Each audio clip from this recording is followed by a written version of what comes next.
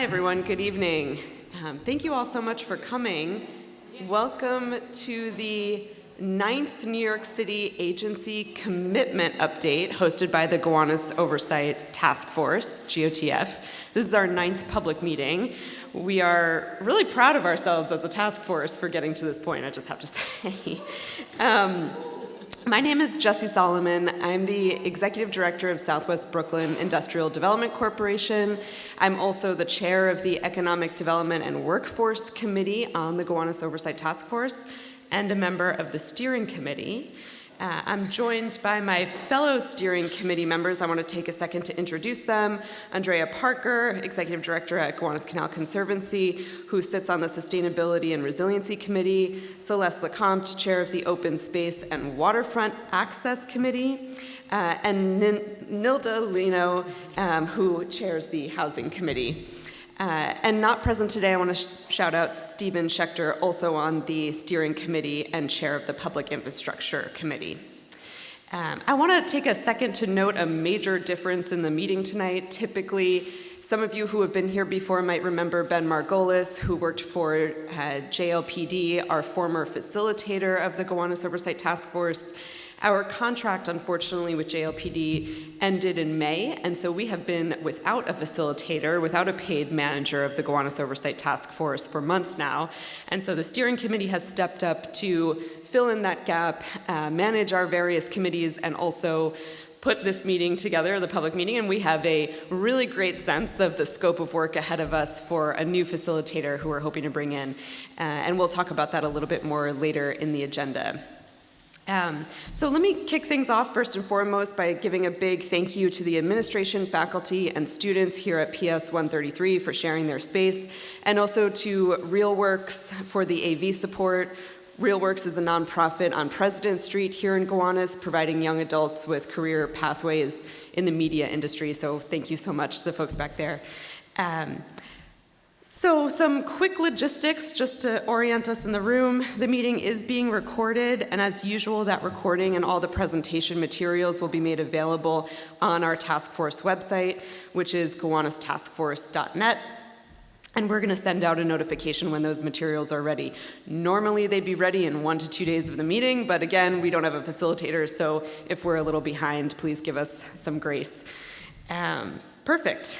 Okay, you can hit next. Thank you so much. All right, so our agenda today is also a little different. Typically at these meetings, we invite the city agencies to come up and deliver remarks on the commitments they made as part of the points of agreement document for the Gowanus rezoning. Today, you're going to hear from us, all the steering committee members and the various committee members, to talk about our history as a task force and where all the 56 points of agreement stand today. And we're also going to be sharing a little bit about what our task force looks like now, as we have many new members as part of the group. Okay. To keep us moving, I also want to mention that we've allowed specific times for updates to committees and also 2 breaks for discussion and Q&A, so we'll have about 40 minutes total for Q&A. There are 2 individual mics that will float around the room, so you'll have, you won't have to come up to the front. We'll bring the mics to you. There are also note cards. Some of you may already have them. You can write your questions if you don't feel comfortable speaking them. Please try to keep the questions focused on the commitments we're sharing. We may not get to everyone's questions. If we don't, we will put them up on the website and try to respond to them in a timely manner. And if you have additional questions afterwards, you can email info@gowanustaskforce.net, and we'll get back to you as soon as we can. Great. I think we'll move on.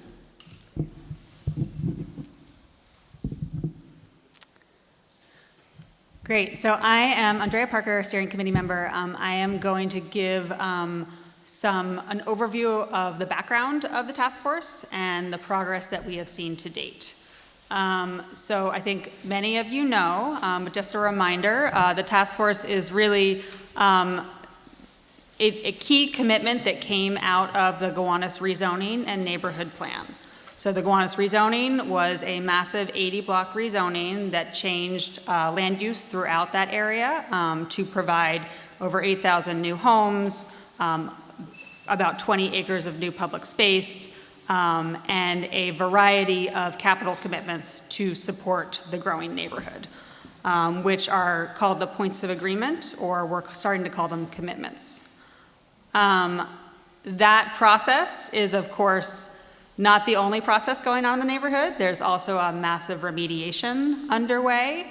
And this timeline sort of shows the broad strokes of what's going on in the neighborhood. So back in 2010, the Superfund was designated, which is about the in-canal cleanup. From 2010 to 2018-19, there was a lot of planning around what the actual remediation was going to be. And the in-canal work of dredging and capping that historic contamination started in about 2019-2020 and will extend probably through the early 2030s. Another key component of the Superfund is the construction of 2 combined sewage overflow tanks. That construction started in 2020 and will be done by 2029. At the same time, there are multiple upland brownfield cleanups that are happening throughout the neighborhood. They are not under the Superfund process, but they're of course connected to it. And there's a lot of coordination between our federal agencies for overseeing the Superfund and the mostly state agencies that are overseeing the upland brownfield cleanups. And those are really site by site, and they're triggered by either a redevelopment or a agency requirement for remediation. It's important to contextualize all of the work that we do with the task force within these remediations, because the remediations are directly impacting many of the commitments that we will talk about today. Down below, and this does not show the 50 to 60 years of neighborhood advocacy that has been going on in this neighborhood that many of you have been involved in, around thinking about the future of land use in the neighborhood. This timeline just shows really the kickoff of the planning process that led to the Gowanus Neighborhood Plan, which started with Bridging Gowanus, that was convened by our local elected officials, and then a 5-year study by the Department of City Planning that developed the Gowanus Rezoning and Neighborhood Plan. Right now, that was passed at the end of 2021. And right now, as you walk through the neighborhood, you are seeing the implementation of that plan, which includes construction of a lot of new private development, construction of a lot of new public infrastructure, and critically, the implementation of the 56 points of agreement, or city commitments. Our remit as the Gowanus Oversight Task Force is oversight of those 56 commitments. And this is really based on years and years of community advocacy to say, if you are going to rezone this neighborhood to allow more density, the community that is here needs to benefit, and there needs to be real capital and expense investment in the neighborhood. Of course, these signs show the advocacy that went around ensuring that there was real commitment to renovating local public housing, which we are very pleased to say is one of the key areas of commitment that the city did make within the rezoning. So overall, the rezoning, when it was passed in 2021, included 56 commitments to either activities, expense, or capital funding from the city. 250 million of that was to upgrading the sewer system, to new public spaces, to support for local organizations, and then 200 million of it was for that renovation of Gowanus houses and Wyckoff Gardens. The 56 commitments impacted the range of needs in the neighborhood, and this really dovetails into how you'll see we set up a committee structure to really oversee those commitments. But the number one commitment, and really I think the thing that actually came down to the wire before the rezoning was passed, was that the city would report progress to all 56 of these commitments to the community and be held accountable for it. And this was so important because we've seen in neighborhoods across the city when rezonings happen, often there are a lot of promises made And then the administration changes and agencies change, and we don't actually see the commitments come to pass. So absolutely number one was the city needs to be held accountable for this $450 million and be accountable to a community organization, which is the Community Oversight Task Force. So I'm going to pass it to Celeste to talk about what that is. Oh.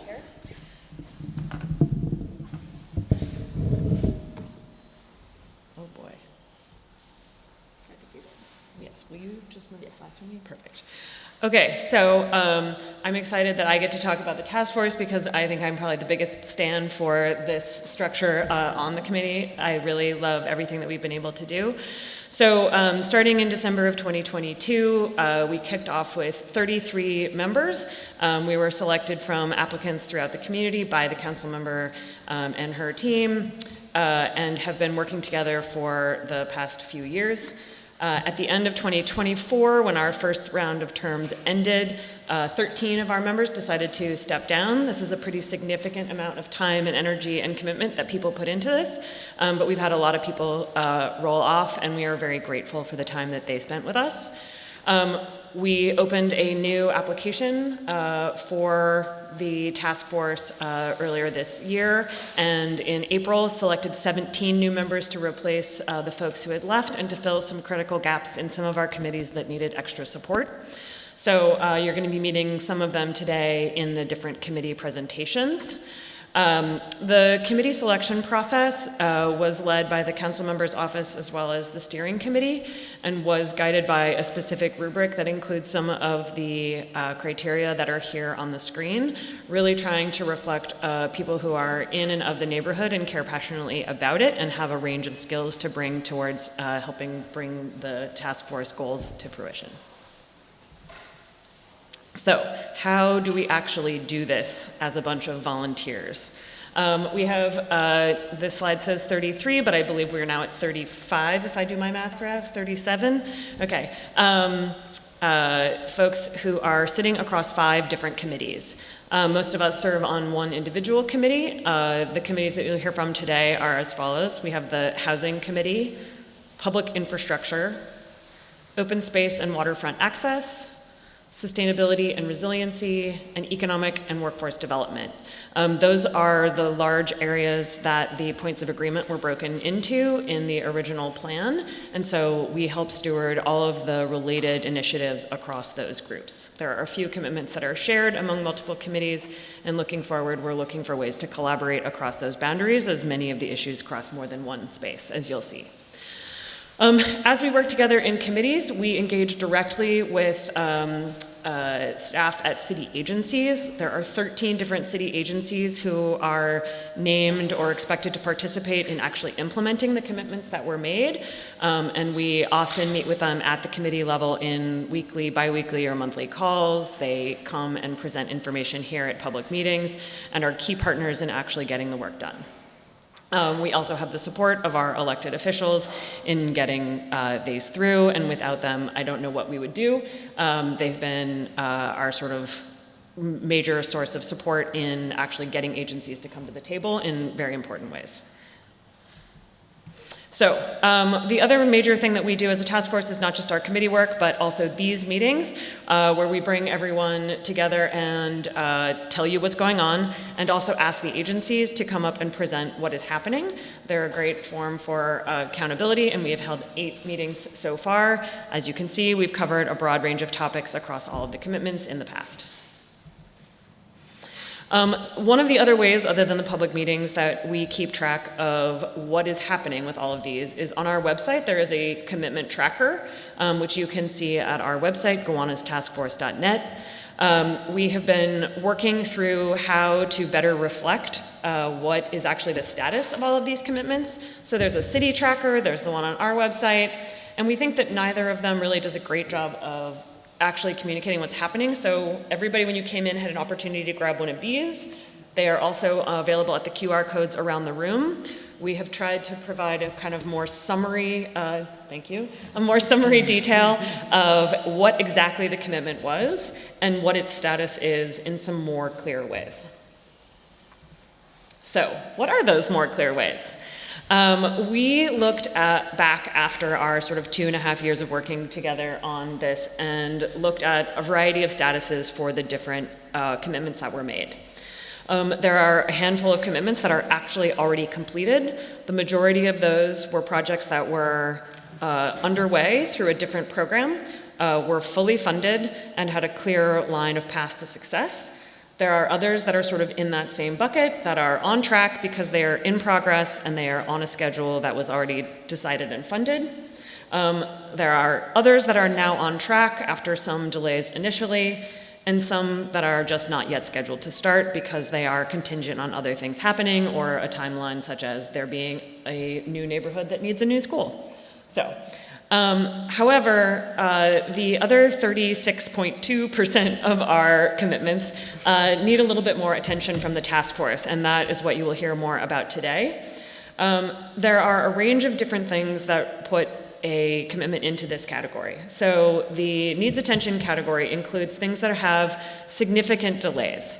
This is for a variety of reasons that the committees will all talk about individually, but we are particularly concerned about the impact of these delays right now, given that we think that many of them that involve construction will have significantly increased costs as a result of these delays, and is something that we're very aware of and hope to make progress on quickly. Many of the other commitments that are in need of more attention and support from the agencies, electeds, and the task force alike are things that were not funded or were underfunded based on the scope of what was requested. There are projects that are impeded by other things in the neighborhood that are causing perhaps future delays, even if they seem on track right now.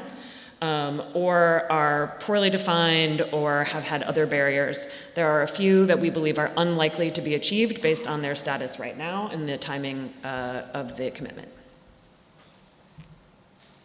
So I believe now we're turning to Q&A, so we will pause here and turn it over to you.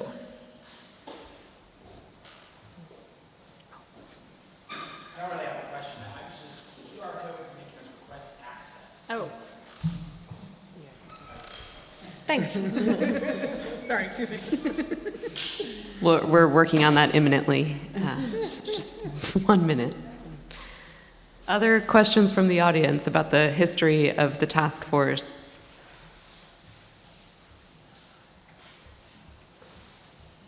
Great.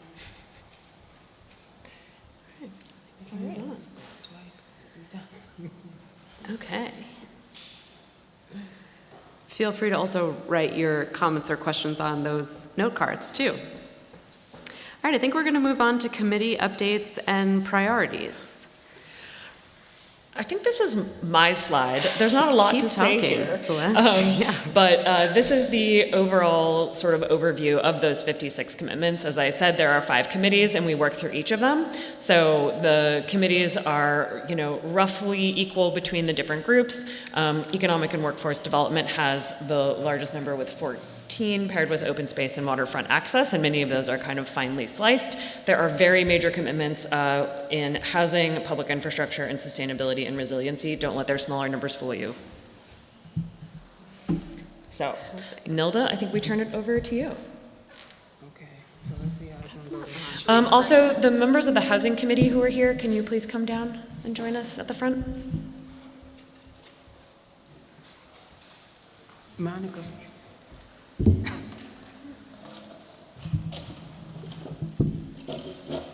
on over, Kelly. Okay. So, hi, so I'm Nelda. So in terms of the housing, so we have about 13 people in the Housing Committee, and we have 4 people who are new in the Housing Committee as well. And so Ram is one. The second one is Kelly. And then we also have Quentin and MJ, who are not here present. And so there were 10 commitments to deliver for the affordable housing, renovating of public housing locally, and support of public housing residents. Right? Okay. Actually, You want to go? I just fixed the QR code, Okay. so if you do want to try this again. Got it? Okay, great.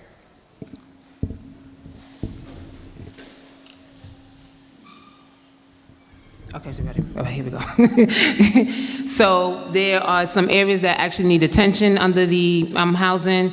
So the consistency of advocacy needing to push desire for NYCHA outcome, delivery of full remediation approximately of the 950 units of affordable housing at Gowanus Green, and then increasing of ongoing advocacy by building strong collaboration for the Gowanus Task Force and NYCHA tenant leadership, NYCHA residents, and local elected officials to ensure NYCHA to meet commitments timely. And continue advocacy with relevant city, state government agencies to finalize outstanding remediation and to begin construction at Gowanus Green. So that is what we need attention on. Do you want to back up and talk about the slide first about what has been in track at all? As you can see, it is August, and we are a smaller number than usual. So Nilda is filling in for lots of other people. I sure am. All right. You want me to elaborate what needs to? Just the ones that are on track, so this is like. Oh, I missed this. Okay, sorry. Okay, so here's the good stuff. So we have the broadband in Gowanus and Wyckoff, so that's on track. The mayor action plan, that's also on track. And the development of affordable housing at Mercy Home, that's also on track. And the training of educating outreach for Gowanus and Wyckoff residents is on track. Just wanted to- okay. Yes.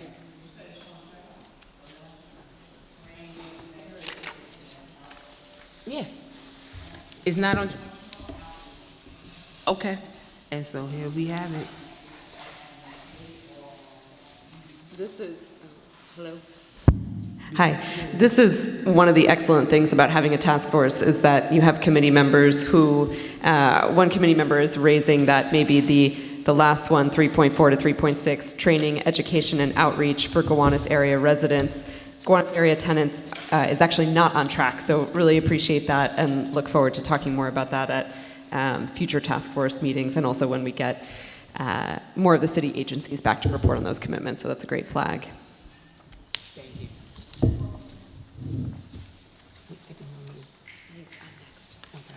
There you go.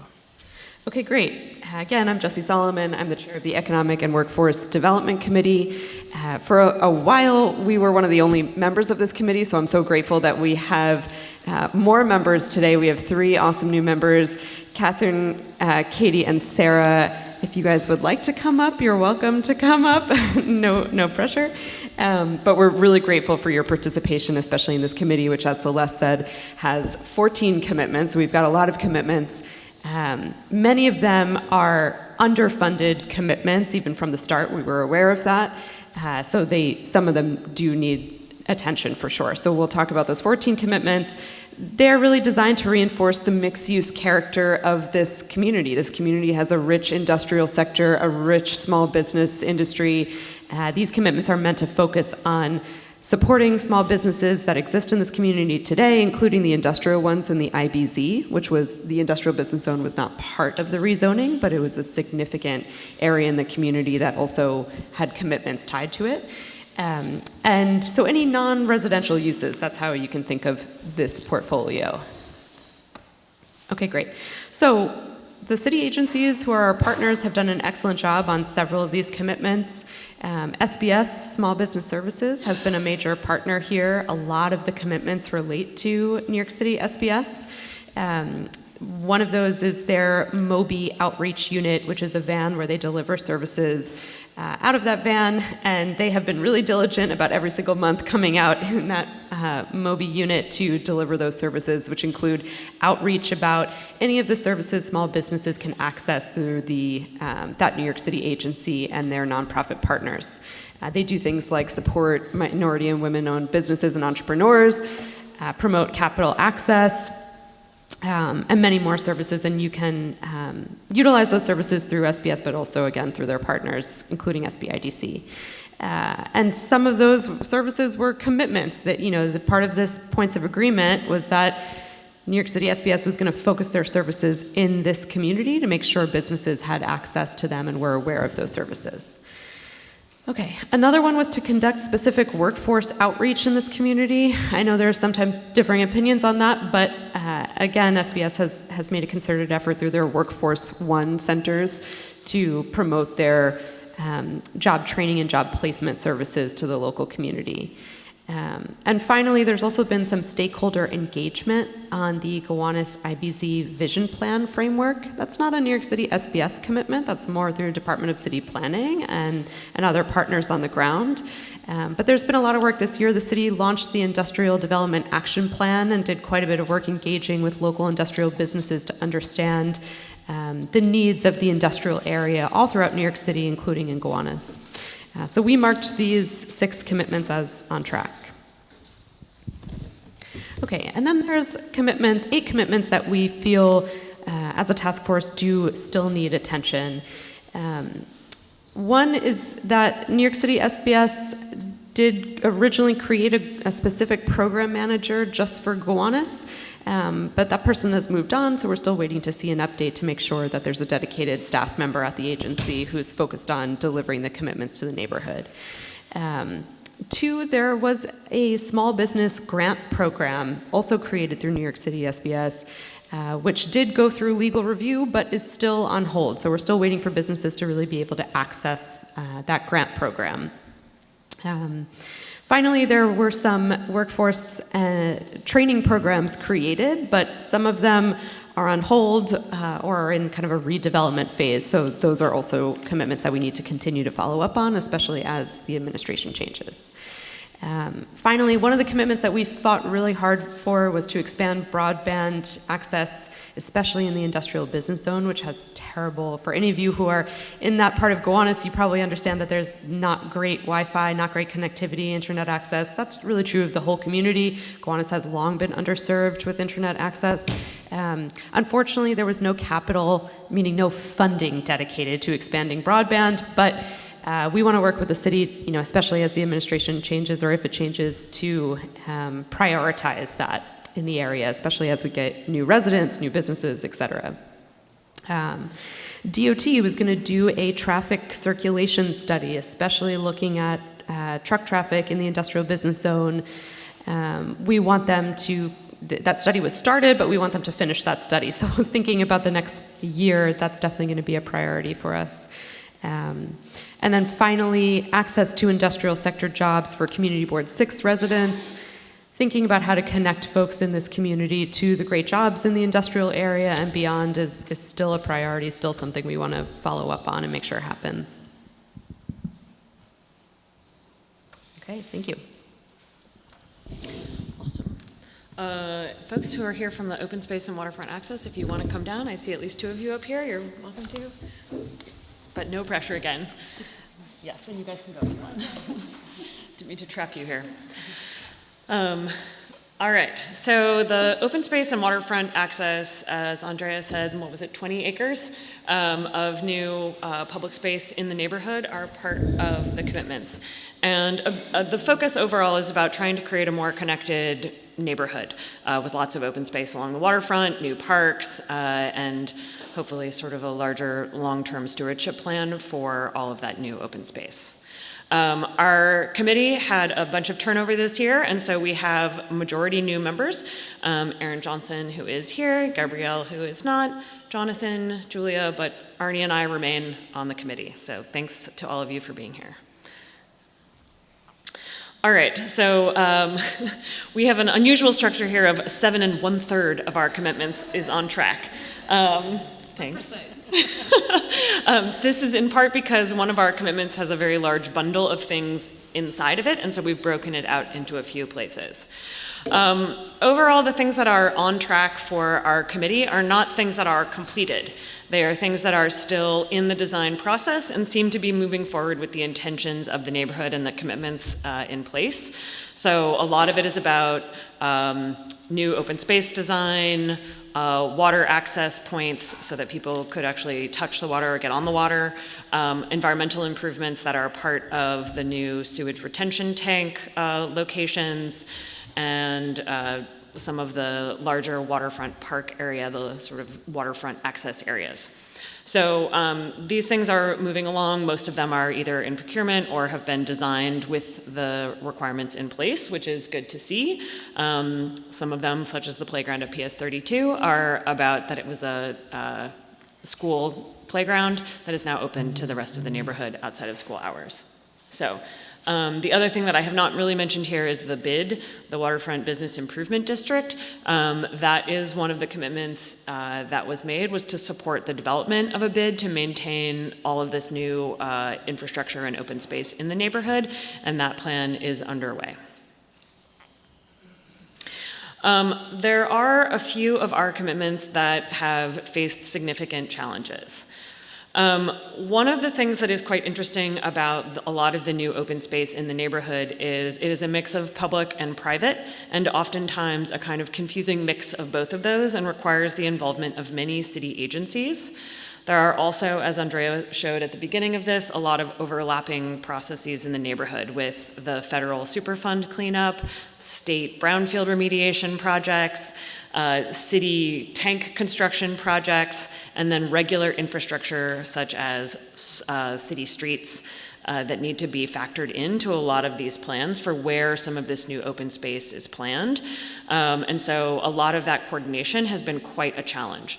So there are new open spaces planned at the end of Bond Street, where it connects with the canal. There is the new Gowanus Green site, which is the largest affordable housing development in the plan. And at Thomas Green Park, there was a proposal to renovate and replace the pool and playground area there as part of a remediation. All of those are significantly delayed or at risk due to changes in the remediation or the overall planning because of coordination across those projects. Additionally, much of the planning work has been completed and construction is well underway for the private developments along the waterfront at the head of the canal at the north end.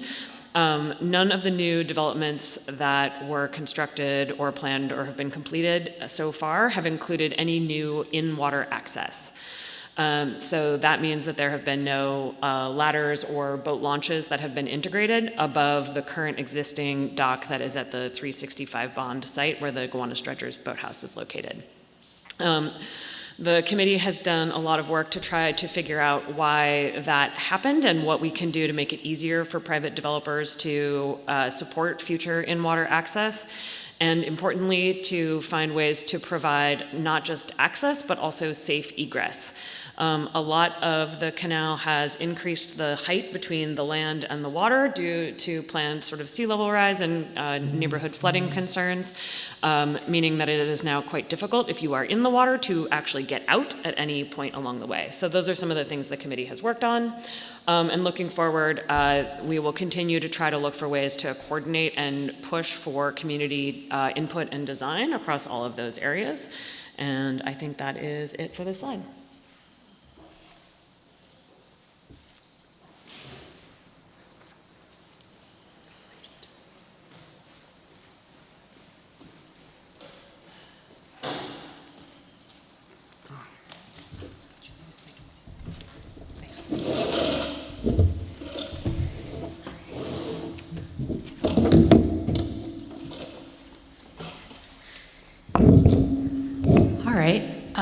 Hello, everyone. My name is Rachel Stein. I'm one of the co-chairs for the Sustainability and Resiliency Committee.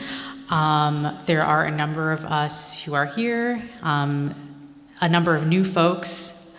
If anybody from the committee, I know we have one person over here came by, but anybody else from the committee who wants to come down, otherwise I'll say your name if you want to stand and wave. You're also welcome to do that. We have Alan Grothier, Mark Yarish, Samuel Robinson, and Sandy Renz. Sandy. All right. And in general, most of our commitments relate to addressing the street flooding and sewer overflow and the historic industrial contamination. But then we also have some commitments that are more around energy efficiency and outreach around city programs.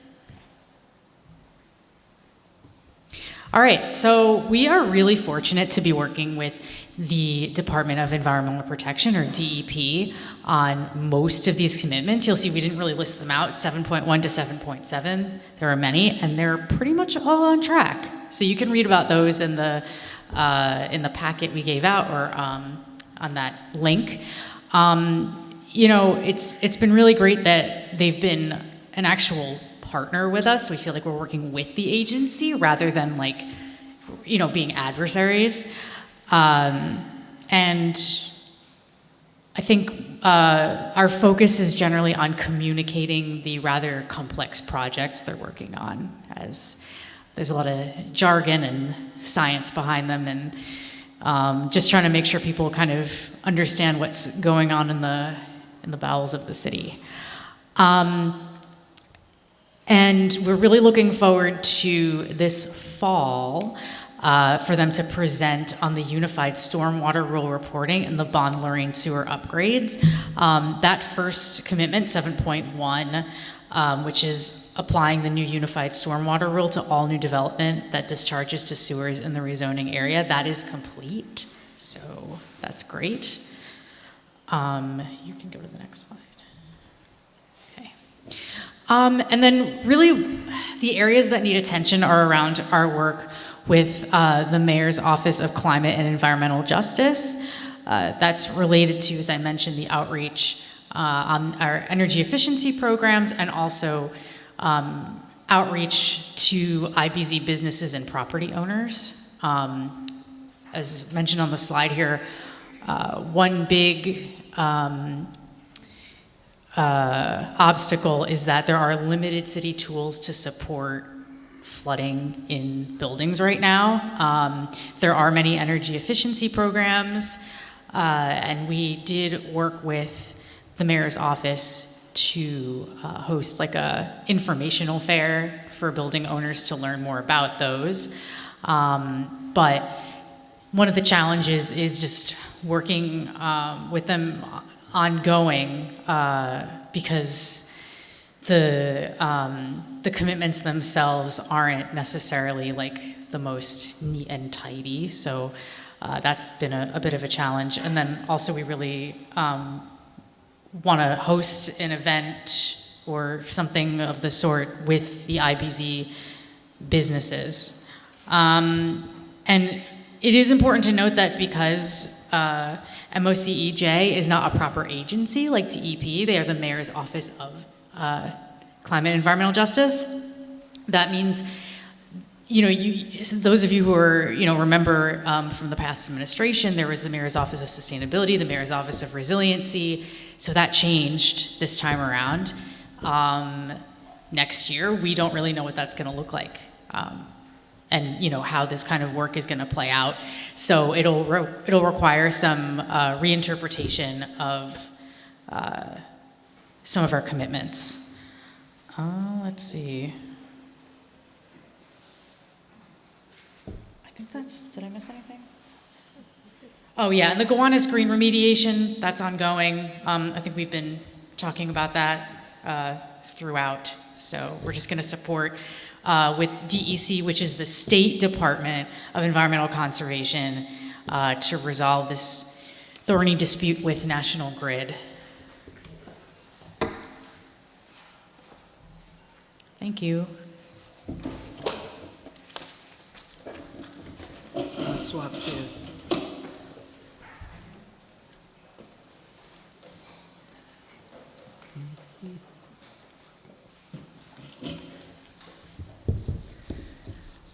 Hi, I'm Tony Ruiz. I am a member of the Public Infrastructure Committee, here to represent Stephen, and I'm the only member, I think, who's here today.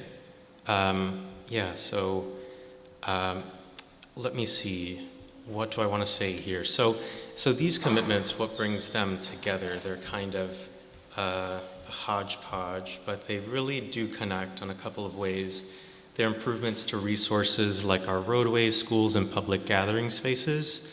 And you'll see that they're about improving safety, accessibility, education, art, and community ties. Should I do this? Okay. So a couple of things that our committee talked about making sure is really clear, that when we say, and this was said before, but I think it's just, it bears repeating, that on track does not mean on schedule, not according to many of the original schedules.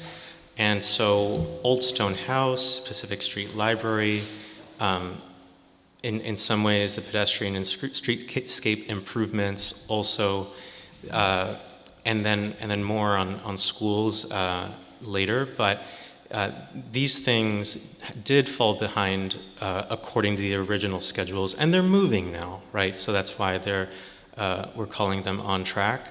And another thing to just, another point on that, and that our committee thinks is important to point out, it's that these impacts due to delays, we suspect that they come at a cost, right? Because with inflation, tariffs, other economic conditions, can these budgets from years ago really deliver on the promises as they were originally made? And we really don't know, right? But we suspect that these do come at a cost. So we don't, just because they're on track, does not mean that they are totally not to worry about, because some of them are delayed. I want to call out here 9.5 as an example of a commitment that our committee interpreted.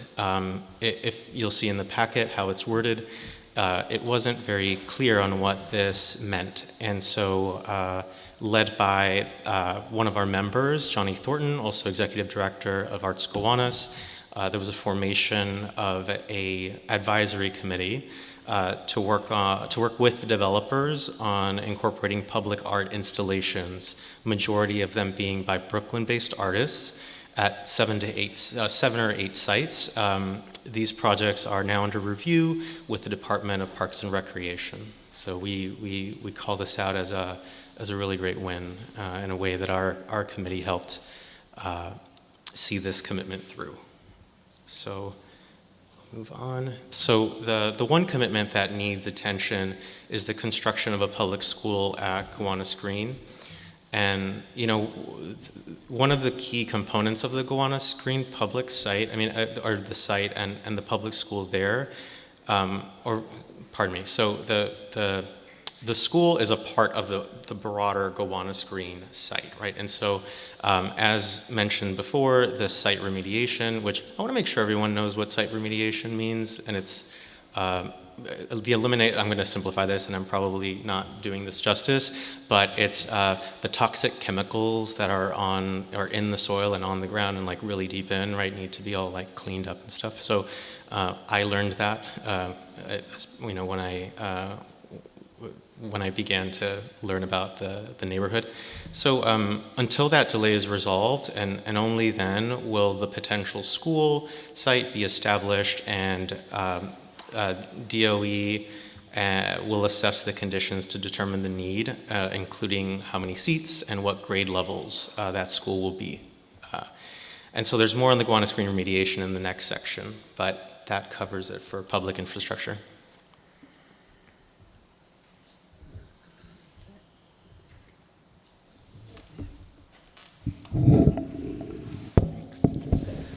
Great.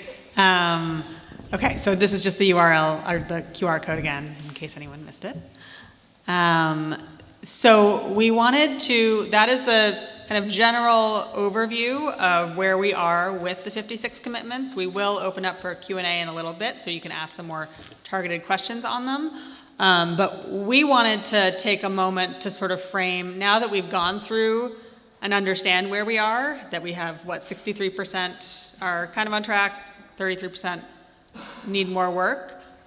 We also want to take this opportunity to say, what does the full task force need to work on? What are the things that not just a committee continuing to push the agencies, but actually the full task force and our elected officials and the larger community need to get more engaged on. So we've identified 3 key areas. Number 1 is Gowanus Green. So I think you heard from pretty much 4 of the 5 committees have commitments that are related to Gowanus Green. There's an overall of 5 commitments that are delayed. So it's about 950 units of new affordable housing, some of it deeply affordable, full remediation of the site, a new city-owned waterfront park, in-water recreational access, that is one that the city has said that they will do, and then a new public school. All of these commitments are delayed because New York State Department of Environmental Conservation and National Grid are in a dispute resolution process regarding the finalization of the remediation at the site. And so just to back up, National Grid, who is the responsible party for the remediation, has done what was previously asked for in terms of site remediation. So they had a plan for site remediation that DEC approved, and they completed that work. DEC, in later consultation with Environmental Protection Agency, our federal EPA, is requiring additional remediation work, particularly to protect the remedy within the canal. So there is a dispute going on right now about exactly how that additional work is going to happen. And the Department of Environmental Conservation came to the task force last March to give a presentation on that, which was, there's a video of it. I highly recommend watching it. It's a very comprehensive description of what's going on. It is still not resolved. There was just a meeting last week about the other portion of this site, which does now have a cleanup plan. We want to see this portion resolved so that we can make sure that we get these really important commitments. So we are planning to invite DEC to present at an upcoming task force meeting, and are going to continue pushing all of our agencies and elected officials to work on this and really want this to be a key thing that the full task force is motivating behind.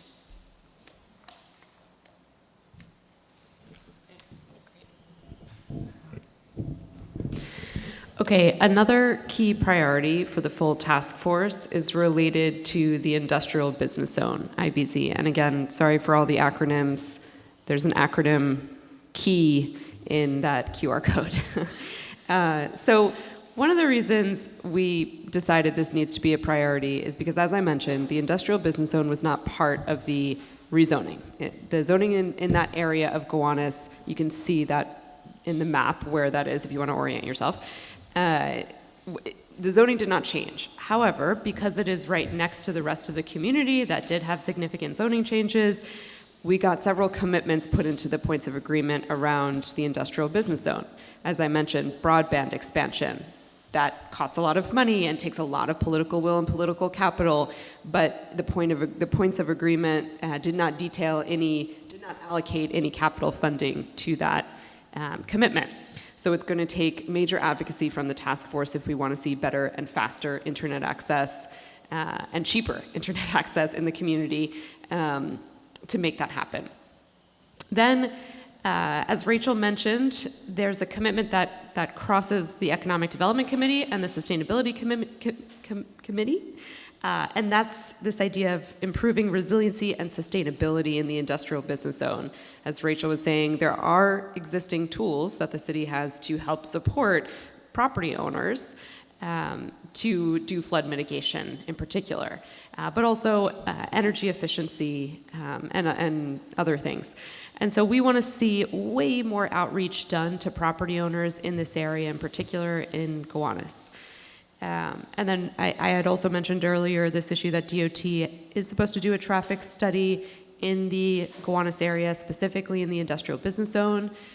That area needs major traffic circulation attention, both to improve freight corridors for the industrial businesses in the area and their workers, but also to improve safety in the neighborhood too. And those studies are expensive. Implementing the recommendations from those studies are very expensive. So we need to really think about how to work with Department of Transportation to see that to fruition. Yeah, and then finally, there's this issue of accessing jobs, particularly in what remains of the industrial sector in Gowanus. That industrial sector is changing. There are new types of businesses in the area, and we want to see better training programs and more access to those jobs, to job placement programs for local residents in particular throughout Community Board 6. Sometimes it's an issue of knowledge and access, right? So we want to make sure that that happens, but also it's about upskilling to be able to meet the new jobs where they're at. Yeah, did I cover everything? I think so. So again, just recapping, we, as a full task force, we want to dedicate attention to this. The Economic Development Committee was pretty small. I mentioned it was really only one member for the past year and a half, 2 members for the past year and a half. So now that we have some new energy and then, commitments from the rest of the task force, thank you so much to my colleagues. We want to turn our attention to some of these issues. All right, I'm going to speak to our third priority. I am not an expert on this one, but I have learned a huge amount through participation in the task force in coordination with the Housing Committee. But one of the key areas for the overall points of agreement and the sort of energy behind the passage of the Gowanus rezoning was a significant amount of investment and support for the NYCHA developments in the neighborhood. A lot of those commitments have faced significant delays and underfunding. And so as we looked ahead at this year for the task force, this is an area where we've decided that we need to put considerable focus as a task force on figuring out how to get headway on these initiatives. So in particular, the Comprehensive Modernization Program, or CompMod as you may have heard it called, has been significantly delayed, as have the community centers, which were already supposed to have opened, I believe, and have not yet been returned to use for the communities. So this is an example of places where this was a key promise that was made to the community and has not been fulfilled. So looking ahead, there hasn't been a huge amount of communication from the agencies and coordination among the different partners at the city level around how to move these things forward. And the task force is committed to trying to figure out how to make that move more smoothly looking ahead. So there's a lot of desire to improve coordination between the task force and other groups in the neighborhood in general. We are looking at ways to improve our relationship with Community Board 6, for example, as a partner in some of the work more broadly. And in this case in particular, coordinating with the Tenants Association more successfully would be a huge priority for us. We know that as a volunteer organization, we haven't always done a great job of that and look forward to improving our work there. That, I think, would be enormously important. We also really need to get additional focus and support from our elected officials on this particular work, as that is a major driver of momentum in this space in particular. So we welcome anybody's input on how to do this better. As we heard, there are several things that are sort of delayed and maybe uncertain, even on the things that are on track in this area of work.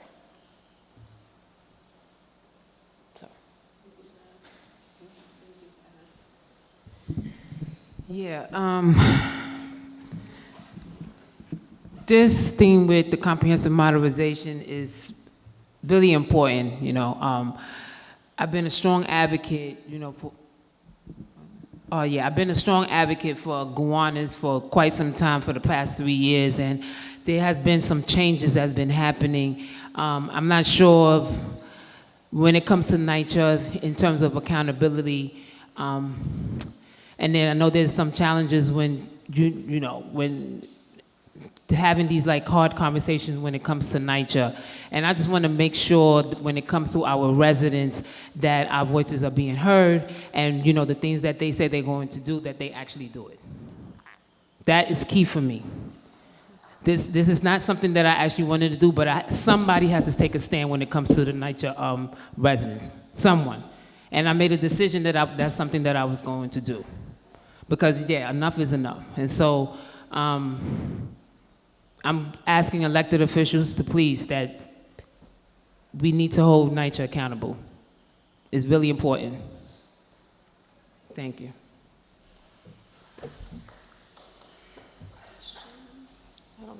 slide is.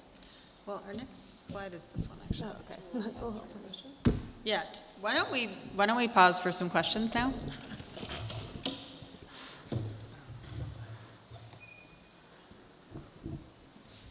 Go back there. Rom, there's one back there.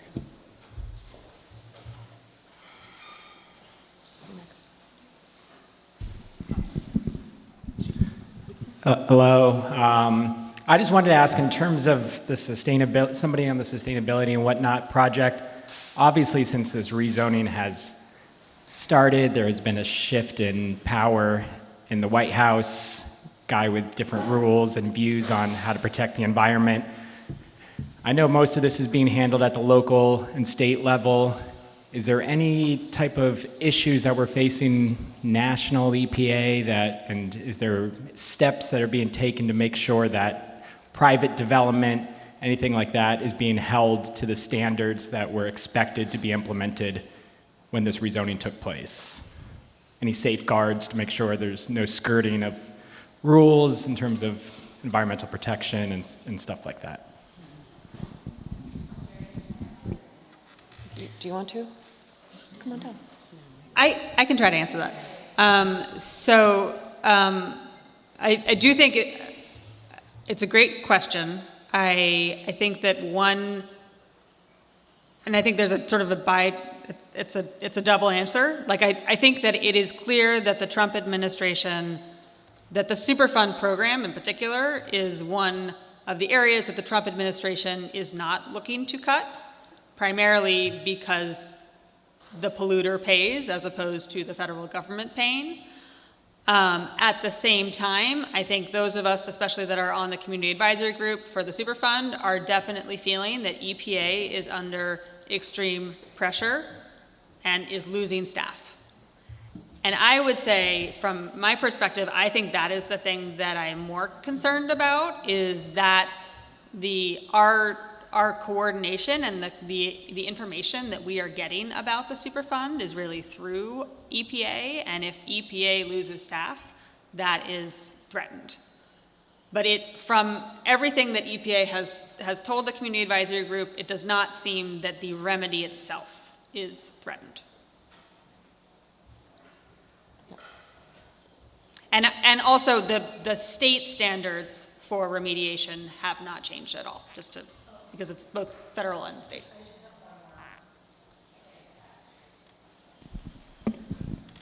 Also, that these commitments are the commitments here are with the city specifically, and so the actual sewer system and all that is under the city's control, right? So the federal government can't really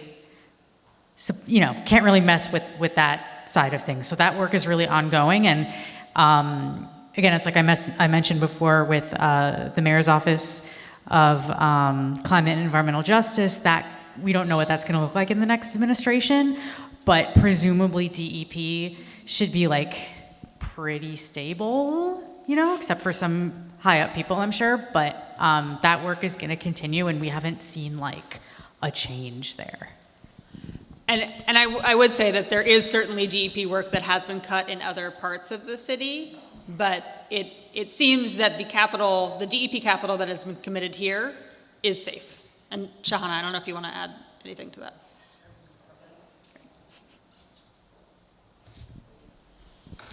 Yeah, I just have a question about the workforce development aspect of what are the main industries that are being focused on in terms of, helping people getting hired from the community, and then also, what kind of mechanisms are you thinking about workforce training programs? What are the different mechanisms to maybe hold to account some of those businesses who are maybe not doing, what they could be doing to hire from the community?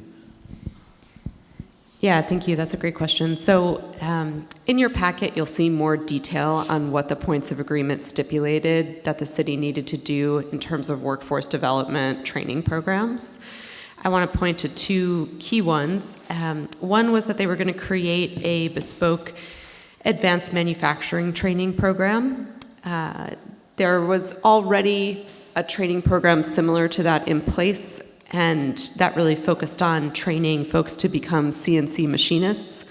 The program went through a little bit of a redesign phase, but the city ultimately did say, okay, we're going to commit to 3 cohorts of that program and to do dedicated outreach to Gowanus residents. The program did have several challenges, especially over the past couple of years. So after 1 cohort, the city decided to put a pause on that program. And so that's the commitment that we're waiting to see, hey, are you going to pick that back up? What's it going to look like in the new phase?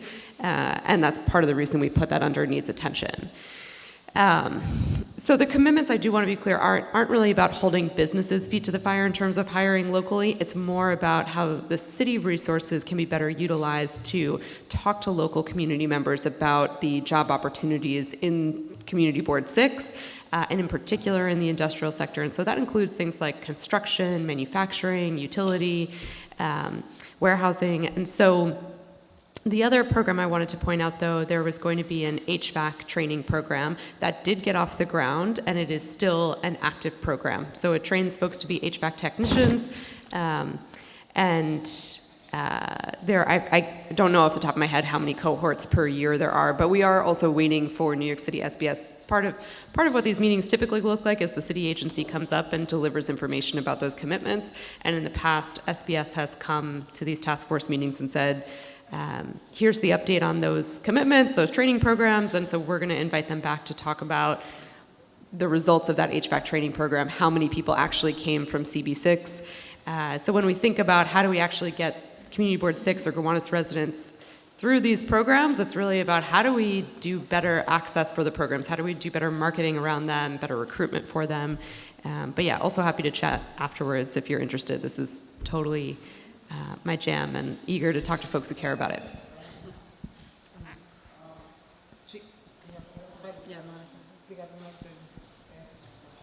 Well, I have my own question, so you can follow up on that. So, does this work? Okay. So, my name is Monica Underwood. My question was, like, when you have the task force meetings, you have to have, I'm speaking on behalf of NYCHA. You need to have NYCHA here in the room, okay? Matching what you're saying and what NYCHA is saying, okay? You can't really speak for them unless you know exactly what they're doing. And you're gonna have your work cut out for you because NYCHA is their own beast, okay? You need the tenants. You need to find a way how to reach the tenants to come in, into the task force, and in every area. In every area, or, everything that you're doing. Like, it's, I'm here tonight and I'm noticing that it's not a lot of people. It looks like it's dwindling. I mean, guys got to get it popping. It's just that serious. I mean, if you're serious about this, we can't keep going around in circles. We've been doing this for a long time, because I've been in this work for a long time.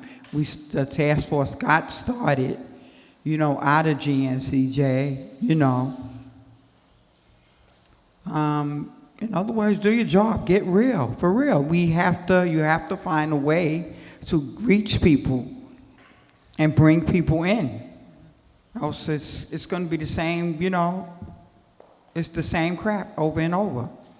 Hold them responsible. Okay, if they're supposed to do a job and have it finished, hold NYCHA accountable. That's what you guys are here for, right? That's why we're here, right? Right? We shouldn't even be having meetings unless all of them are in the room. And the politicians too. Okay? Shahan is here. Where's everybody else? Okay? We got Dan Gomes over. We got a whole bunch of politicians. They all should be here too. I'm just saying. Thank you. I just want to say something. Yeah, I definitely agree with you, Monica.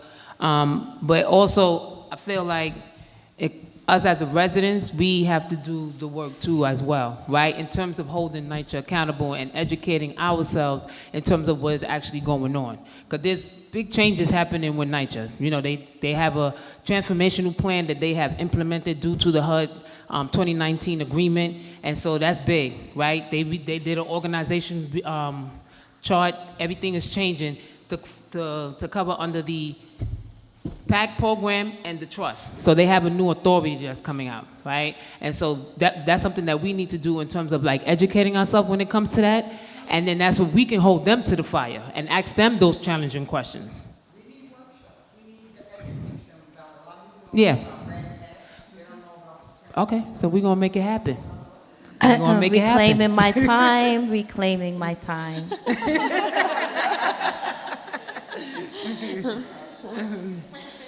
Hi, good evening, everyone. My name is Carolyn Ferguson. I am a resident of Gowanus.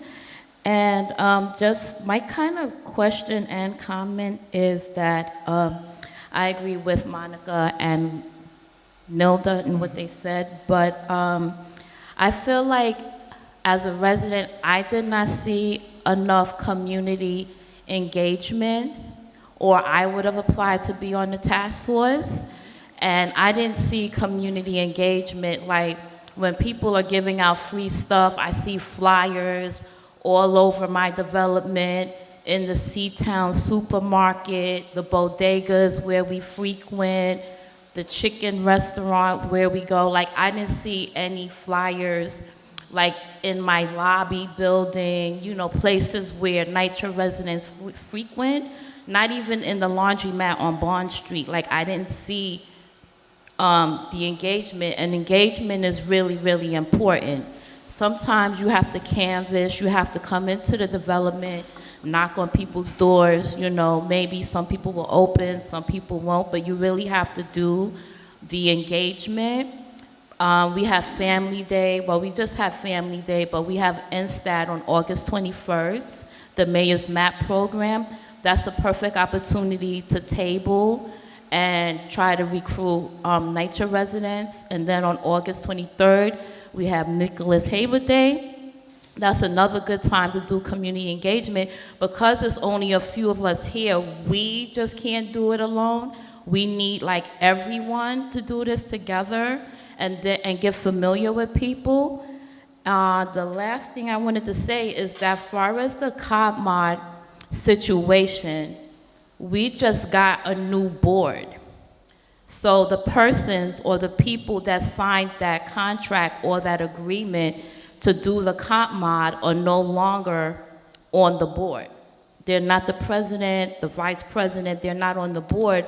So now we have these new people that have never run a tenant association before, and they may not understand the contracts or who they should be speaking to in regards to that. So maybe we may need to go back to those people that were the past president, vice president, that knew Sabine and was with Fifth Avenue Committee back then, to sit at this, to be in these meetings too, to say like, hey, you know, when you guys plan, when you are in this planning stage doing this, who were you connected to? Who was the electrician? Who was the politician that was doing that? And can you usher or help this new board, right, along with us to get this COPMOD situation moving? Because it keeps getting delayed, and every time you put someone new in who has no clue, it's gonna continue to be delayed. So we need cohesion. We really have to work together to get this going. And that means canvassing, looking up the people who actually signed that paperwork and get the knowledge from them before they leave, you know, or move, or get this interested and try to, you know, come up with a better solution. I live in NYCHA, and I would like to see my place upgraded, you know, because from what I heard is that when this rezoning first started, they didn't even consider the people that live in the developments, you know? And some of us could be like your children's school teacher, we could be your nurse, We could be the cashier that you see at the store. We could be that kind person that helped your relative cross the street. Like, we exist and we matter, you know? So with that being said, I'm just gonna tone it down, and thank you for listening.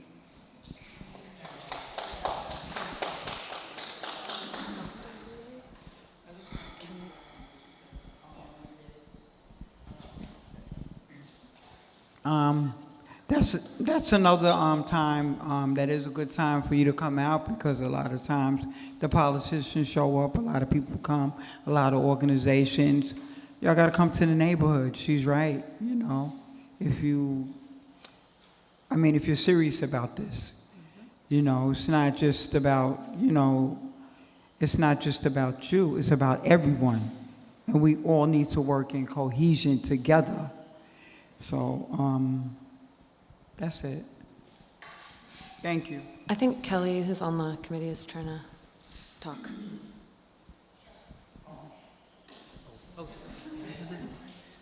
Hi, everyone. So I'm Kelly Marty. I'm a part of the housing committee, and I'm a NYCHA used to be a NYCHA resident, now affordable housing. But anyway, my grandma still lives in NYCHA in Gowanus houses. And to your points, to Carolyn's point about like having more, like spreading the word more, and like for people like in NYCHA and Gowanus houses to like, and Wyckoff Gardens to like, or houses, what did I say, gardens? Anyway, for them to have like, you know, to like know about what's going on with this event, I think like, I guess like I have an idea about it, and I think getting like, I mean, yeah, like how you guys are here and like are part of the community, I think that's like something like a seed that can get started. And I would like to talk more about that after this, if you have time. I think like just getting somebody from each building or something like that, and like being the representative of that building, and then kind of like spreading the word in that way could be an idea. Because I have my grandma lives in 244 Bond Street, like in front of the C-Town. So I think I could be like representative of that, you know, building, and then like wherever you guys, you know what I'm trying to say, like that kind of thing. If you don't have the time, like that's fine. But I was just yeah.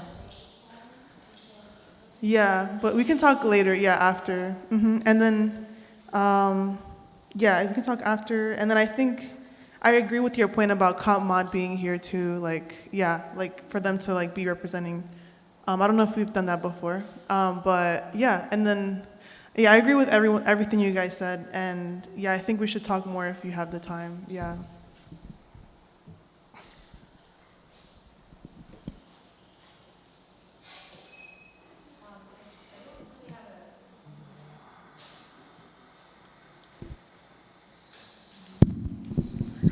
Thank you.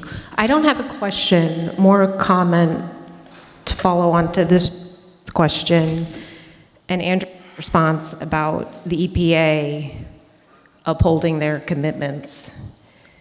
I just want everyone in this room to understand that only the canal isn't part of the EPA Superfund.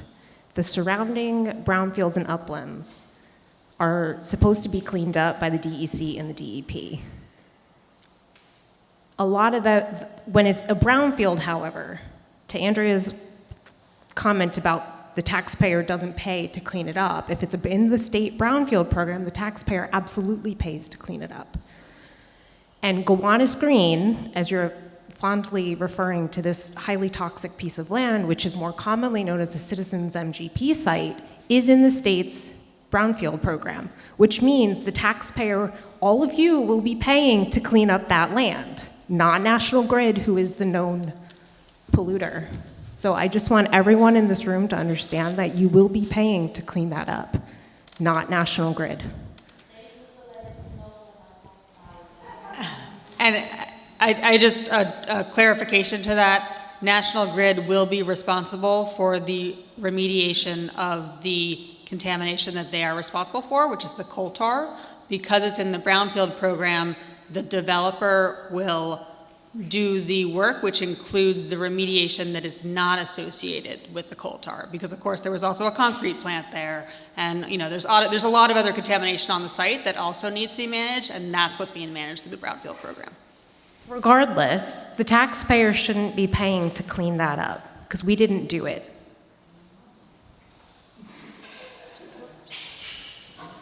No, that.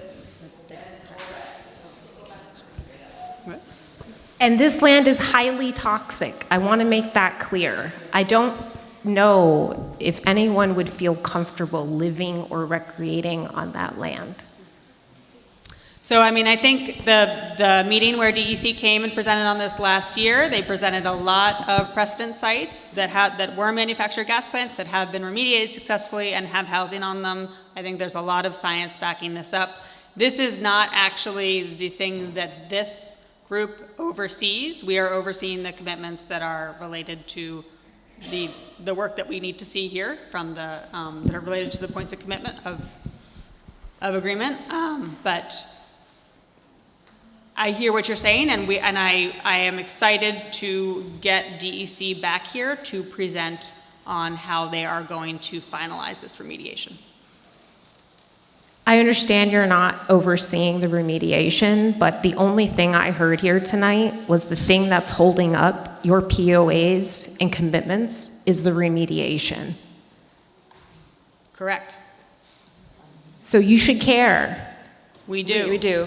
That's why it's one of our top 3 priorities for this coming No, your season. priority was getting that housing built. Our priority is getting the remediation done so that the housing and the school can be constructed. There is no estimated date because there is a dispute resolution about the remediation. Yeah, there's been no real communication. And I just want to remind everybody, these folks up on stage are your neighbors who decided to work on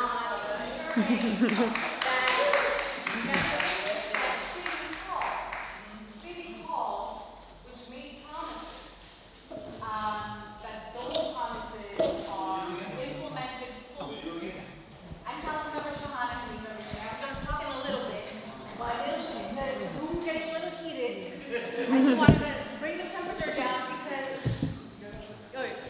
Because none of these individuals are getting paid to do what they're doing.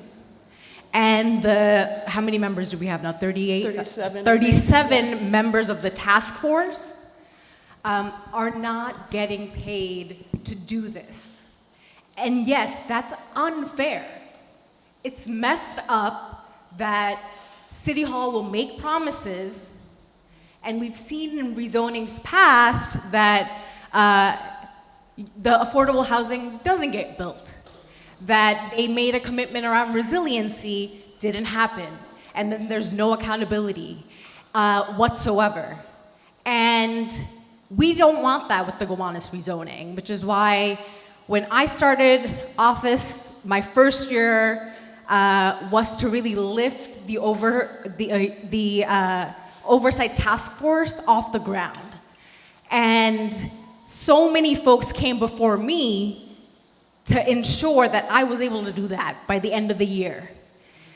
And I know there's a slide on like how we pay for the facilitation, because they are also not the facilitators of our meetings. We have someone from a firm. We'll talk about that in a bit. But none of these meetings, these are not city-run. This is a collaboration between the local electeds who deeply, deeply care, longtime neighborhood residents, new residents, business owners, just a conglomerate of people who deeply care about the future of Gowanus. And don't want to make sure that the city doesn't just get away with another sort of like, oh, we made promises, but you can't point fingers at me.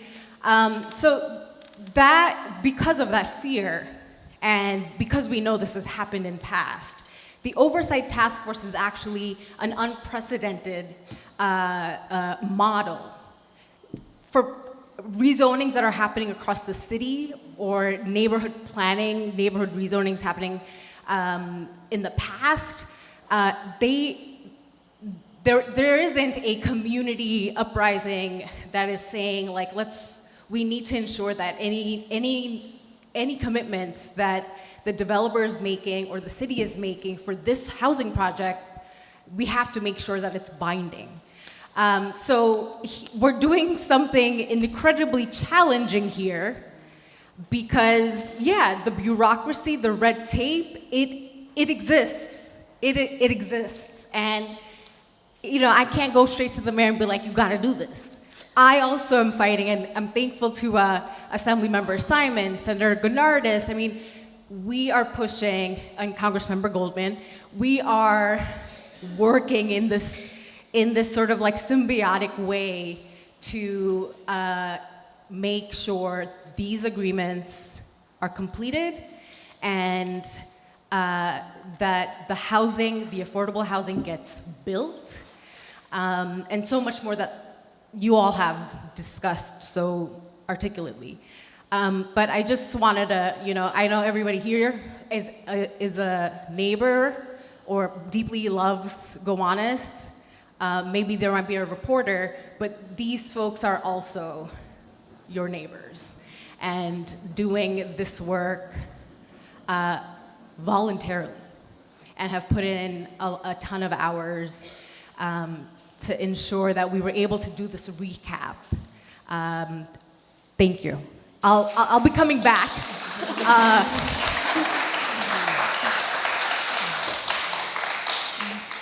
But I just wanted to make sure that we were kind to one another because, yeah, it's not us who should be fighting one another. We should be really upset and angry at City Hall, at these city agencies. So look at us, neighbors fighting one another. No, we can't fall for that trap. We have to make sure that our energy stays focused on transparency and accountability from the city agencies, and it's not just city, there's state and federal involved as well, and protect what we were able to fight for. And Monica knows this well, the GNCJ, you know, the organizing precedes this moment, and these were carefully developed with a lot of tenant input. So with that, I'll just turn the mic back and just make your questions a little kinder, or but the feedback is great. I think the feedback is great. Please give feedback.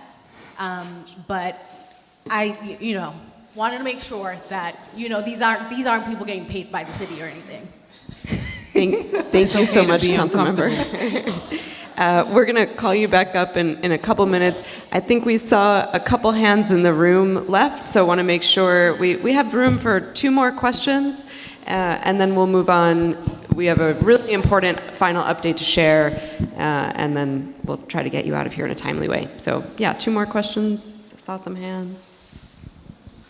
Great, go ahead. Good evening, everybody. My name is Miss Brown Joanne. Now, we're going to go back to NYCHA. We're going back to NYCHA, y'all. We're going to go back to NYCHA. I'm going to say that one more time. Now, when you're going back to NYCHA, I'm going to let you know right now, in NYCHA, all that sounds good, but when you have a lot of parents, a lot of young people that cannot understand what you're saying, nor do they want to feel that they are uncomfortable when they come out to the meetings, okay? They feel, because some of them do not have a high school diploma, some of them, let me stand up a little bit more closer. They're gonna be just like me. I'm gonna let you know right now, yes, I am dyslexic. Joanne Simons knows this, and I'm telling you too. Yes, but by us being dyslexic, that don't mean that we cannot read or even understand what's going on in the brother right here in New York City, okay? But if you don't open the door for us, I'm gonna say us. If you don't open the door up for us to come out and want to join what you're doing and want to know what's happening out here in the community, they are not going to open up their doors for you. You got to open the door and let them know to say, come on in. It's okay to don't know how to read, or either don't know how to fill out an application, or don't know how to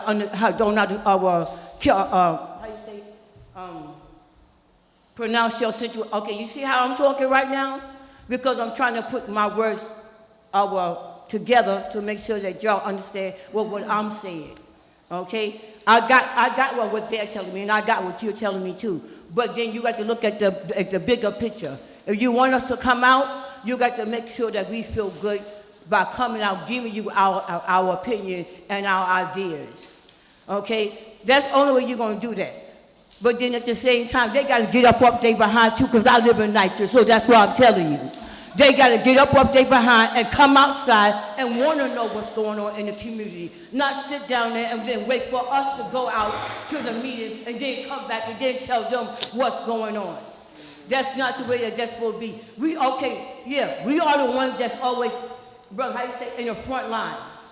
But then you got to have somebody in the back of you too. You got to have your army. Okay? This is a community. This is all I've been trying to do is make sure that we all together. Okay? I know some of y'all don't know who I am, but that's okay. But the work speaks for itself. You can go around, you can look at anything, you go see my face because I'm always somewhere, but I'm always trying to help somebody. I don't care about what you don't know, what you don't have. That's not the case. You're supposed to help them what they don't know. Just like she said, if you got a TA that don't know what they're doing, get in there and help them and then show them what to do. Go out there and ask a question how to bring them together so that they can learn how to come to you guys and then bring them to the table. And then instead of trying to keep putting them down, help them already. Like I said, let them get up there behind. Stop talking about, I got to go to work. Oh, I got to go to school. I work every day, but I'm always somewhere though. Okay? I can wait till later on to cook my food. I could cook it the day before. But then if you keep telling us to come out, then, I'll come. You don't never see them sitting in nobody's chair. But then you keep wanting them to come on out. Okay? Like I said, I was there already. I live in Niger. I've been living in Niger since 1980. Not just telling you how long I've been here. But then you kind of open the door, but like I said, some of them are lazy, they don't want to come out. But who you see, the main people always come out. We always come out here and try to help out, but then we try to share it too at the same time. We supposed to be a team, people. I know how to be a team player, okay? Yes, I know. But we want to get back to the meat. Let me just... go ahead. No? I was just going to say, I think so many people have raised excellent points about access to these meetings and how the task force can communicate publicly. I want to move to the next slide because I think it's going to speak directly to that in some ways. The task force is prepared to create a communications committee. We used to have one, and then as members dropped off, we need to reignite that communications committee. So first and foremost, part of the role and responsibility of that committee is to think about how, in addition to these quarterly public meetings, we communicate our work out into the neighborhood through social media, through press, through flyering, all of that. But the role of that committee is also about thinking about how to make these presentations on a quarterly basis more accessible. We've raised a lot of points here tonight, but we also, have thought about translating this meeting to more than just English, right? And all of that takes tremendous resources, which is why, again, I'm really grateful that other folks have joined the task force, and there will be future opportunities for more folks to join, absolutely. So really appreciate the points that everyone's raising.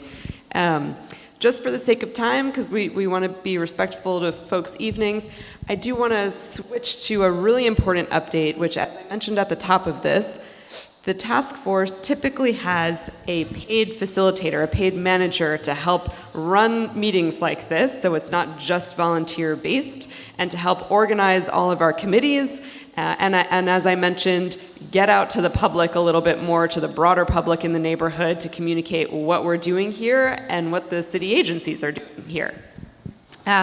So we are about to release a request for proposals for folks to apply to be the facilitator or to be the manager of the task force. Again, some of you who have been here before remember someone called Ben Margolis, JLPD. They are a urban planning and consulting firm who for a year and a half were, 2 years, I'm sorry. Three. You know what is time?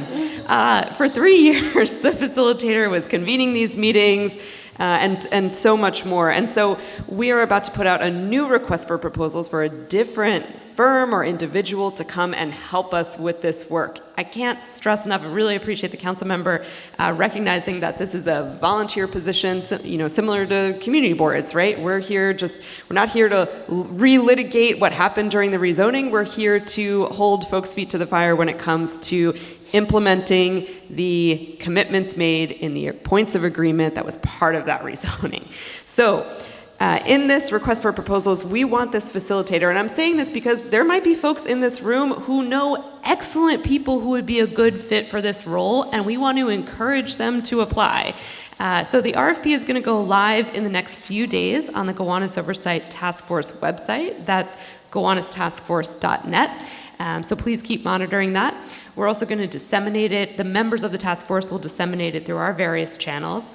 But the RFP will be released by August 12th, and then I know it's a tight turnaround, so I hope folks don't hate us for this, but we want to get someone in as soon as possible, so submission for that RFP will be due, for that application, will be due September 15th. So what do we want them to do? We want them to help us organize and facilitate all these great committees that you saw.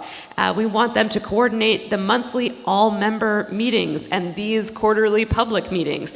We want them to continue working with our great partners at city agencies so that we're not just the only ones harassing our friends at DCP and SBS, right? We want this facilitator to help us better coordinate with them. Most importantly, the tracker, if any of you have already checked out that QR code, the tracker is clunky, right? Talk about accessibility. We want the tracker to be way more user-friendly. We don't want it to just be a boring spreadsheet. We want this facilitator or this firm to come in and redesign that tracker with accessibility in mind, right? And then similar to the website, yeah, we need some improvements to the website. And then finally, we want them to assist in continued improvements to our internal governance structure. So we've talked about a lot of folks want to come in, be new members of the task force. That takes governance, like how do we operate our membership system? We've been doing a great job on our own for the past several months, but we need support with that. So again, it's going to be released next week, August 12th. Please apply, and then it'll be due September 15th. Huge shout out to the work of Councilmember Shahana Hanif, who secured this funding for us so that we're able to actually hire a facilitator.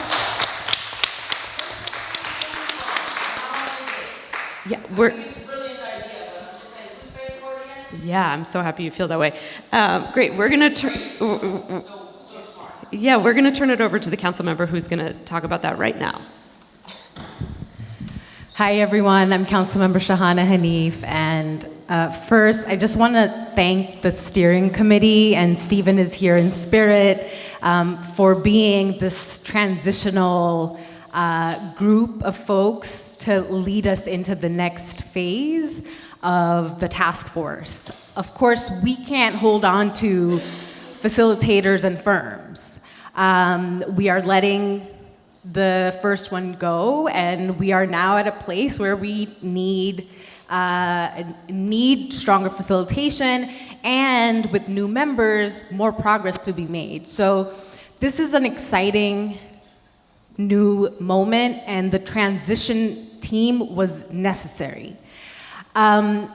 This requires funding, and in the year that the rezoning passed, the commitment of $150,000 came from the North Star Fund, or one of the foundations. And that foundation, the year after, basically removed that program that allowed this facilitation to be funded. And so following that, the onus of finding money became a project of the elected officials. And so annually, I've been, out of our discretionary dollars, allocating $20,000. We've had Senator Gennardis and Assemblymember Simon also contribute. And in this past budget cycle, I brought it up to the council speaker, saying that, look, she's pro-housing, and we are making all of these commitments across the entire city. And in Gowanus, we've set up a model to ensure that every single demand gets its due diligence. And so she heard that, and we now have a commitment of $150,000 from the speaker so that we can fully cover the facilitation costs. And so the managing of the meetings we want to make sure that all of these meetings are accessible, that they can be viewed afterwards. There's so much that goes into these meetings, and also we don't want our neighbors to be the ones 24/7 doing what the city should do on its own. So I want to present this big check in honor of a huge milestone, and really assuring that this rezoning, the commitments are being taken very seriously. And I just got reelected to 4 more years, more money to come. Want to make sure that you all know that there is a deep commitment from all of the overlapping elected officials for the rezoning and the future of Gowanus. And so this funding is going to the Fifth Avenue Committee. They will be the ones who will be releasing the funds. And so Michelle Delauze, the executive director, is not here. And so on her behalf, we have Bora, who is the chief of staff. And I see Michael, who is taking a photo. Do you want to say a few words? Oh, sure. Hi, everyone. Well, first of all, thank you so much, Councilmember, and thank you so much to everyone on this task force, and honestly, all the community members who come out every quarter to the public meetings. This work is incredibly important. I grew up on Fifth Avenue in Park Slope as a kid, and all of my neighbors in Gowanus were so important to just everything, my daily life, and so just really appreciate all of you here. I really appreciate all of our neighbors in NYCHA who show up all the time. And Sabine, you led this work for so long. And you continue to, support this work in your new role. So just want to recognize all of that. But I'm really excited for this. It is so important. And clearly, there's so much work to be done. And this will help sustain that work in such an equitable way. So thank you. Thank you so much. I also want to invite, I think this check is really important for us, but it's also really important for the task force. So I'd like to invite the task force members up and staff of FAC and NHN up to be part of photo, as well as community leaders that were part of the fight. Do the photo right before the meeting. Oh yeah, I think that's fine too. Okay, we'll do the photo right before the meeting. Yeah, so that they can finish and wrap up. We will wrap up and then take the group photo. To the members who who represented the inaugural cohort of the task force, thank you so much. To our newest members, we're really excited to work together and collaboratively to ensure equity, transparency, accountability. And this, when we opened up the application, there was a large volume of interest. And that is exciting, which means that our community wants to be involved, deeply involved, and also contribute to the demands that were put together, and to be a part of this fight to ensure that the city agencies, City Hall, is held truly accountable to their words. I will wrap by saying thank you. Please keep showing up to these quarterly meetings. These meetings are important, and that's your opportunity to see be face-to-face with city agency reps, sharing those updates, and having a chance to ask, why is that out of the timeline now? What is stopping it? Those meetings are really crucial to understanding exactly how the task force is doing its job. So with that, really thank you everyone for coming out. I'm going to pass it back to our steering committee. It's August and a lot of people are away, and you decided to come to this meeting on a Thursday night. So thank you for your commitment as well. Thank you.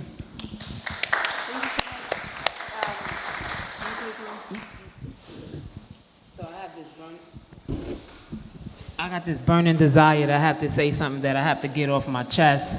I love what you said, Shahana, but I really got to say this. I've met with you, sent emails, and I just need to say to you is that I need to hold you accountable. So I want to make sure, right, that the things that you are saying, because I've came to you, I sat in a meeting with you in your office, right, and I shared with you my concerns, and I felt like my voice wasn't heard. So I have to say this in front of you. So I'm open to resolve whatever issue you and I have. And so I want us to have another sit down, okay? So we can move forward because, like I said, when it comes to Gowanus, I'm very passionate about Gowanus. And I've said this to you, okay? So please, let's coordinate. I need to check in with Matt and have a conversation, and let's do this.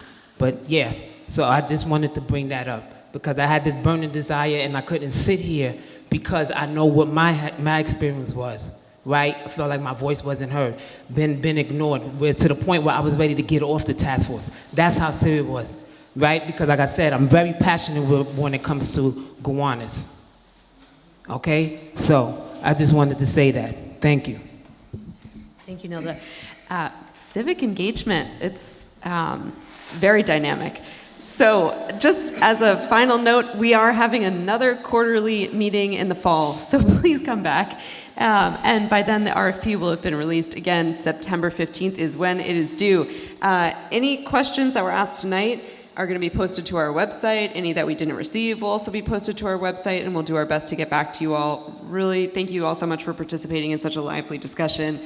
And that's it. Thanks for coming out.